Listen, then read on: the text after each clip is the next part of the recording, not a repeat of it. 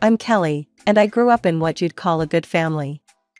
Mom and Dad loved me to bits and made sure I got the best education possible. Life was pretty sweet, I gotta say. But the real gem in my childhood? That was Sarah. Sarah and I met in elementary school, and from day one, we were thick as thieves. We shared everything, our dreams, our fears, our deepest secrets. I remember this one time in high school when Sarah called me in tears. It was past midnight, and I snuck out of my window to meet her at our secret spot in the park. "Kelly, I think I'm in love," she sobbed as soon as I got there. "It's Jake from chemistry class." I burst out laughing. "Jake? The one who set his lab coat on fire last week?" Sarah punched my arm, but she was giggling too. "Stop it. He's cute." We spent the next hour dissecting every interaction she'd ever had with Jake, planning how she could get his attention. That's just how we rolled, no secret too big, no problem too small. As we grew older, our bond only got stronger. We were there for each other through our awkward phases, our first kisses, our heartbreaks. When graduation came around, it felt like the end of an era. "I can't believe we're going to different colleges," Sarah said, her voice cracking as we hugged goodbye. "Hey, distance ain't got nothing on us," I reassured her, even as I felt a lump in my throat. "We've got Skype, remember? It'll be like I never left." And you know what? For a while, it was. We'd Skype almost every night, catching up on our day, gossiping about our new classmates, complaining about assignments. It was different, sure, but we made it work. But as time went on, I started noticing changes in Sarah. "I don't get it, Kelly," she'd say, her face pixelated on my laptop screen. "Why don't guys ever notice me? Am I that invisible?" "Come on, Sarah," I'd reply, trying to cheer her up. "You're amazing. The right guy just hasn't come along yet." She'd give me this look, half sad, half envious. "Easy for you to say, you're beautiful. Guys are probably falling all over themselves to date you." I never knew how to respond to that. Sure, I'd had my fair share of dates, but it wasn't like I was fighting off admirers with a stick. And besides, Sarah was pretty too, in her own quiet way. I just wished she could see it. After college, Sarah and I both found ourselves back in our hometown.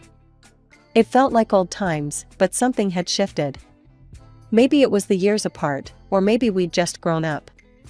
Either way, I was determined to keep our friendship strong. We fell back into our old routines pretty quickly. Weekends were for parties, catching up, and reminiscing about the good old days. It was at one of these parties that everything started to change. I remember it clear as day. We were at this crowded bar, the music thumping so loud you could barely hear yourself think. Sarah was nursing her drink, her eyes scanning the room. "Oh my God, Kelly," she suddenly grabbed my arm. "Look at that guy by the bar. Isn't he gorgeous?" I followed her gaze to a tall, dark-haired guy leaning against the bar. He was handsome, I'll give her that. "Yeah, he's cute," I agreed. "Why don't you go talk to him?" Sarah's face fell. "Are you kidding? He wouldn't look twice at me." Before I could argue, the guy looked our way. But instead of noticing Sarah, his eyes locked on me. He smiled and started walking over. "Hi there," he said, his voice deep and warm. "I'm Tom. Can I buy you a drink?" I glanced at Sarah, who was staring at her shoes. Thanks, but I'm good," I replied, trying to include my friend. "I'm Kelly, and this is my friend Sarah." Tom barely acknowledged Sarah, his attention fully on me. "Well, Kelly, how about a dance then?" Reluctantly, I let Tom lead me to the dance floor. As we swayed to the music, I couldn't help but feel guilty, knowing Sarah was watching from the sidelines. Over the next few weeks, Tom was persistent. He'd call, text, even show up at places he knew I'd be. At first, I didn't take it seriously. But there was something about his charm, his determination, that started to win me over. When I finally agreed to a proper date, I was nervous about telling Sarah. We met for coffee, and I broke the news. So, Tom asked me out, I said, stirring my latte. And I said yes. Are you okay with this? Her eyes flashed with something, anger? Jealousy? Before she shrugged. Why wouldn't I be? It's not like I have a chance with guys like that anyway. I'm just happy for you. But she wasn't. As Tom and I grew closer, Sarah became more distant. She'd cancel plans, ignore my texts, and when we did hang out, there was this tension I couldn't quite put my finger on. One night, after another canceled plan, I called her out on it. What's going on, Sarah? You've been acting weird ever since I started dating Tom. There was a long pause on the other end of the line. I can't do this anymore, Kelly. I don't think we should be friends anymore. Her words hit me like a punch to the gut. What? Why? Sarah, if this is about Tom. It's not just about Tom, she exploded. It's about everything. You've always had it easy, Kelly. You're pretty, you're smart, guys fall all over you. And I'm just tired of being the sidekick in the Kelly show. The line went dead, leaving me staring at my phone in disbelief. I wanted to fix it, to make her understand that she wasn't just a sidekick to me. But as the days turned into weeks with no word from Sarah, I started to accept that maybe our friendship had run its course. 2 years flew by in a whirlwind of love and laughter with Tom. He was everything I could have hoped for in a partner, kind, funny, and supportive. Then, on a crisp autumn evening, Tom took me to our favorite spot in the park. As the sun set, painting the sky in brilliant oranges and pinks, he dropped to one knee and pulled out a small velvet box. That night, lying in bed next to Tom, I made a decision. I'd reach out to Sarah. Maybe enough time had passed for us to mend our friendship. The next day, with shaking hands, I dialed her number. To my surprise, she answered on the second ring. Hey, Sarah, I said, suddenly nervous. I have some news. Tom proposed, we're getting married. There was a long pause. I held my breath, waiting for her reaction. Wow, she finally said. That's great, Kelly, congratulations. Thanks, I replied, relief washing over me. Listen, Sarah, I know things have been rough between us, but I miss you. Would you like to meet up? Another pause. Yeah, I'd like that, she said slowly. We met at our old favorite coffee shop. Sarah looked good, her hair was shorter, and she seemed more confident somehow. As we sipped our lattes, the awkwardness slowly melted away.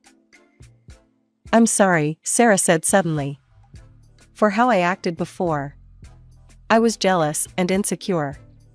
It wasn't fair to you. I reached across the table and squeezed her hand. I'm sorry too. I should have been more sensitive to your feelings. Sarah's eyes lit up. So, tell me about the proposal. And the ring, let me see it.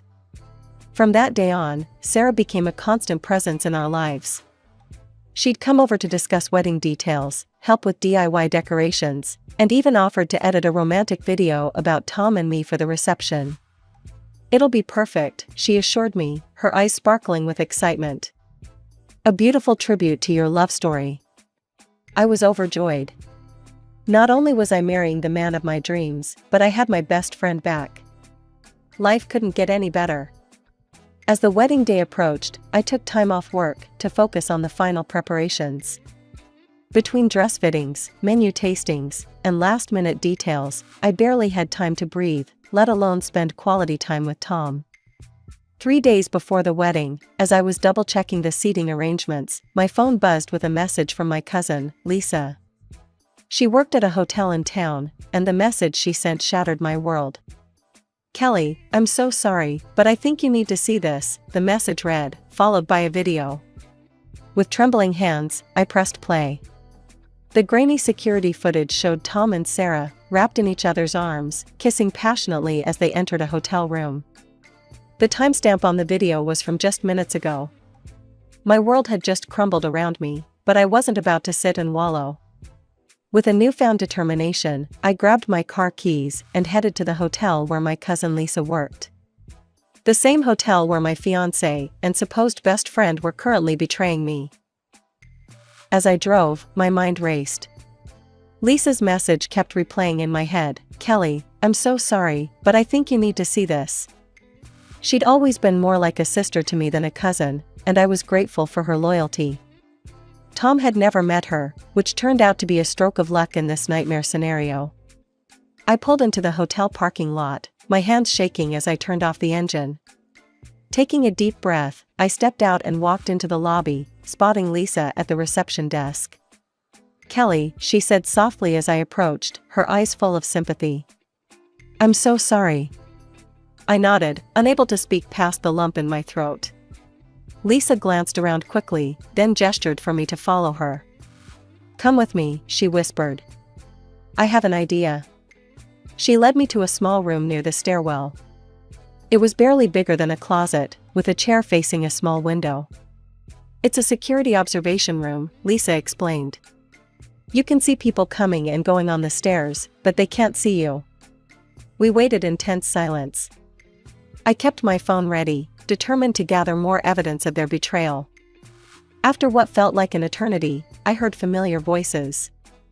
That was amazing, Sarah's breathy voice drifted up the stairwell. You're such an incredible lover, Tom. I felt bile rise in my throat as Tom's deep chuckle followed. You're not so bad yourself, babe. Kelly doesn't even compare.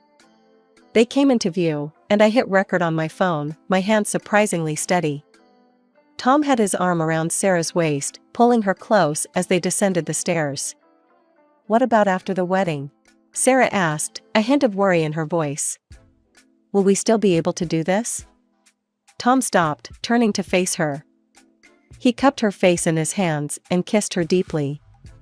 I zoomed in, capturing every excruciating detail. Of course we will, Tom said as they broke apart. You think a little thing like marriage is going to stop me from being with you? We'll find ways to sneak off during the reception. Maybe even during the ceremony if we're clever. They both laughed, the sound grating on my ears. Sarah playfully swatted his arm. You're terrible, but I love it. And I love you, Tom replied, kissing her again. I stopped the recording, feeling sick.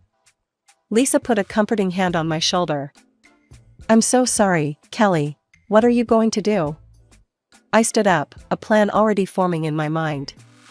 I'm going to make them pay, I said, my voice cold and determined. They think they can laugh about sneaking around at my wedding? Well, I've got a surprise for them. The next 3 days were an exquisite form of torture.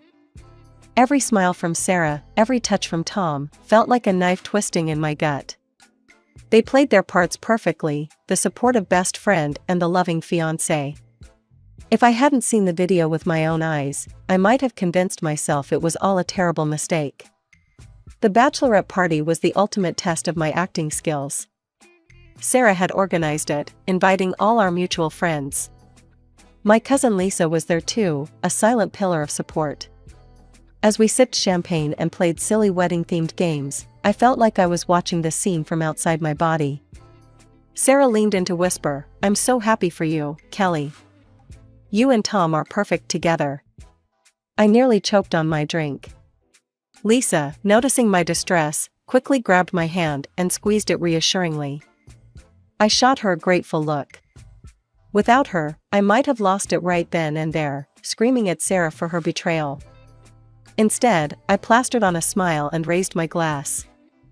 Thanks to my amazing maid of honor for this wonderful party. The girls cheered, oblivious to the undercurrent of tension. Sarah beamed, basking in the praise, while I imagined dumping my drink over her head. The night before the wedding, Sarah came over with a flash drive. I've got a surprise for you, she said, her eyes twinkling. I put together a video of all your romantic moments with Tom. We'll play it before the ceremony tomorrow. It'll be so beautiful. As soon as she left, a plan began to form in my mind. I looked at the flash drive, then at my phone where the damning video was stored. A cruel smile spread across my face. Oh, there would be a video played tomorrow all right, but not the one Sarah was expecting. I was so caught up in my thoughts that I didn't hear Tom come in. "Whoa," he said, stopping short. "What's with that look?" I forced a laugh. "Oh, that. I was just thinking about tomorrow. I can't wait for the ceremony." Tom's face softened. He crossed the room and pulled me into his arms. "I can't wait either. I love you so much, Kelly. I'll always be faithful to you, I promise." The irony of his words made me want to scream.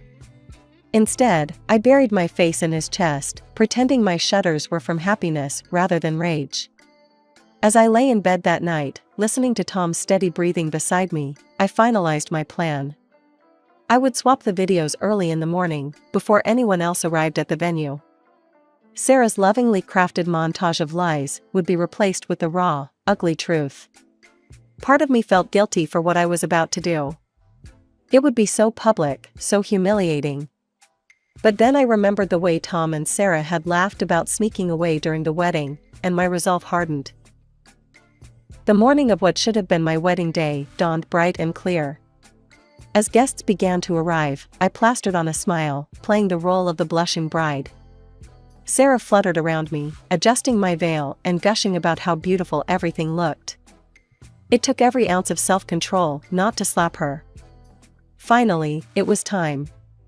The guests were seated, an expectant hush falling over the room. Tom stood at the altar, looking handsome and completely unsuspecting. Sarah gave me a thumbs up from the side, ready to play her carefully crafted video. Before we begin, the officiant announced, "We have a special presentation to set the mood for this joyous occasion." I closed my eyes as the video began to play. For a moment, there was only confusion as the grainy hotel footage appeared instead of the expected romantic montage. Then, as Tom and Sarah's voices filled the room, discussing their affair in explicit detail, all hell broke loose. Gasps of shock rippled through the audience. Tom's face drained of color, while Sarah let out a strangled cry. I stood there, my heart pounding, as the truth I'd been carrying for days was finally exposed. The silence that followed the video was deafening. You could have heard a pin drop. Then, Sarah's parents erupted. "How dare you?" her mother shrieked, pointing at me. "How could you humiliate our daughter like this? You're cruel and spiteful." Before I could respond, my own parents jumped to my defense. "Your daughter is the cruel one," my father roared. "She betrayed Kelly. And you," he turned to Tom, his face red with anger, "you're a scoundrel. A bastard. You have no place in our family." The venue descended into chaos. Guests began taking sides, some defending me, others condemning my actions. "She had every right to expose them," I heard someone shout. "But to do it like this? On her wedding day? It's too much," another argued. I stood in the middle of it all, a strange calm washing over me. This was it. The moment I'd been building towards for days. As the shouting continued, I finally raised my voice. "Enough." Surprisingly, the room fell silent, all eyes turning to me. "I'm sorry," I said, my voice steady. "I'm sorry you all had to witness this. But I'm not sorry for exposing the truth. Clearly, there won't be a wedding today. Please, feel free to take your gifts home with you. And thank you for being here, even if it didn't turn out the way any of us expected." With that, I turned and walked out of the venue, leaving the murmuring crowd behind me. As I stepped into the sunlight, I felt a weight lift off my shoulders. It was over. The truth was out. 5 days later, a notification popped up on my phone. It was from Tom. My heart raced as I opened the message, unsure of what to expect. "Kelly, what you did was cruel and unnecessary. You've humiliated me and Sarah in front of everyone we know. You need to take responsibility for your actions. I expect you to pay for all the wedding penalties and compensate me for the emotional distress you've caused. If you refuse, I'll be forced to take legal action." I stared at the screen, a mixture of disbelief and anger washing over me. He was the one who cheated, and now he was threatening me? I typed out a quick, curt response. "You've got to be kidding me, Tom. You and Sarah are the ones who should be paying for everything. Don't contact me again. I blocked him immediately after sending the message, my hands shaking with rage. A trial? Let him try. I had video evidence of his infidelity. But the thought of dragging this out in court made me feel sick. Just as I was starting to spiral into anxiety about potential legal battles, my phone rang. It was Margaret, Tom's mother. Hesitantly, I answered. Hello, Kelly. Tom's father and I want to apologize. What our son did was inexcusable. We're so sorry for the pain he's caused you. I sat down heavily, taken aback by this unexpected turn. Thank you, I managed to say. We want you to know, Margaret continued, that we'll be covering all the wedding expenses and penalties. It's the least we can do. And please, don't worry about Tom's threats. We've made it clear to him that he's to leave you alone. Relief washed over me. I appreciate that, Margaret, thank you. After hanging up, I found myself replaying the events of the past week in my mind. Had I done the right thing? Could I have handled it differently? The questions swirled in my head, keeping me up at night. But every time I started to doubt myself, I remembered the video of Tom and Sarah, laughing about sneaking away during what should have been my wedding. My jaw would clench, and I'd feel that same surge of righteous anger. As the weeks passed, I slowly started to emerge from my self-imposed isolation. I went back to work, started going to the gym again, even met up with a few friends who had stood by me through everything. But when Lisa gently suggested setting me up with a friend of hers, I quickly declined. I'm not ready, I told her. I need time to heal, to figure out who I am on my own. She nodded understandingly. Take all the time you need, we're here for you when you're ready. Months passed, and life settled into a new normal. I threw myself into work, picked up new hobbies, and slowly but surely, the ache in my heart began to dull. I was healing, one day at a time. It was during a casual lunch with some colleagues that I first heard the news. Did you see Sarah's latest post? One of them asked, her eyes wide with gossip. She and Tom are officially dating now. My coworker slid her phone across the table. There it was, in full color, a selfie of Tom and Sarah, looking sickeningly happy. The caption read, "Finally with the man I love, despite all the vile machinations of envious people. True love conquers all. Blessed in love." I handed the phone back, my stomach churning. The implication was clear, I was the envious people she was referring to. As if I'd been the one to break them up, rather than expose their affair. I forced a smile. They deserve each other. And I meant it. Let them have their fairy tale ending. I was done with both of them. Life went on. I focused on myself, on building the life I wanted. And then, a few months later, another piece of gossip made its way to me. This time, it was Lisa who broke the news. "Kelly, you won't believe this," she said over the phone, her voice a mix of disbelief and amusement. "Tom broke up with Sarah. He posted about it on Facebook." What? Why? I couldn't help but be curious. According to his post, and I quote, "I'm tired of the overly clingy and possessive behavior from my partner. I need my space and freedom." I couldn't help but laugh. It started as a small chuckle and grew into a full-blown belly laugh. It wasn't just schadenfreude, though I'd be lying if I said that wasn't part of it. It was closure. Final proof that I'd dodged a bullet with both of them. A week later, it was my birthday. I'd planned a small gathering with my closest friends and family. As I was getting ready, there was a knock at my door. I opened it to find Sarah standing there, looking nervous and clutching a beautifully wrapped gift. "Kelly," she said, her voice small.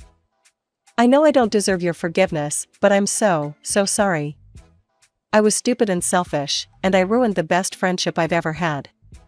Can we try to fix this?" She held out the gift, her eyes pleading. I looked at it, then back at her. In that moment, I saw our whole history flash before my eyes. The good times, the bad times, and the ultimate betrayal. I took a deep breath. No, Sarah, we can't. Her face fell. Kelly, please.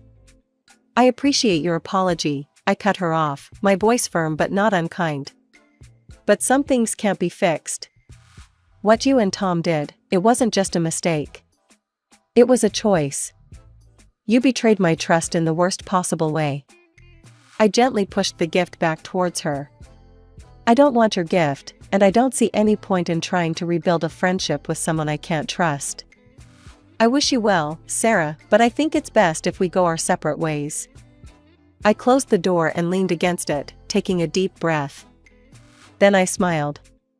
My real friends would be arriving soon to celebrate my birthday. My life wasn't perfect, but it was mine. I'd been through hell and come out stronger on the other side. And as the doorbell rang, announcing the arrival of my true friends, I felt ready for whatever the future might bring. The past was behind me, and the road ahead was wide open. It was time to start the next chapter of my life, and this time, I was the one holding the pen.